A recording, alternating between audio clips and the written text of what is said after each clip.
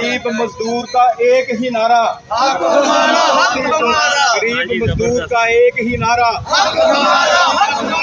गरीब मजदूर का एक ही नारा। मेरा नाम जी इमरान मसीह ते मैं 24 साल तो टैलीविजन मुलाजम कमेटी च काम करन दे हैं। सानू कोई सुनाई नहीं हुई, इन्नी देर हो गई है कि असी टैलीविजन, लिहाजा साड़ी जड़े मसीह MNA MPA वजीर सफीर ने साड़ा उन्होंने अगे इल्तमास है, इल्तजा है उन्होंने अगे कि सानू रेगुलर आर्डर दिते जान। मसीह जड़ावाला का सैंपलिंग वर्कर, हमारा हक हमें दिया जाए क्योंकि ये हमारा हक है, हमारी गवर्नमेंट की नौकरी हमारा हक है और ये 15 साल से हम डेली वेजेस पे काम कर रहे हैं।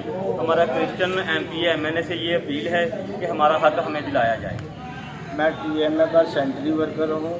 हमारी मसीही बरादरी के तमाम आला अहकाम से अपील की जाती है कि हमें हमारा हक दिया जाए। हमारी कौम को बहुत अरसा हो चुका है कि हम इस जगह सेंट्री वर्कर काम कर रहे हैं और हमें हमारा हक नहीं दिया जाता। TNA का मैं मुलाजिम हूँ, 25 साल हो गए मुझे काम करते।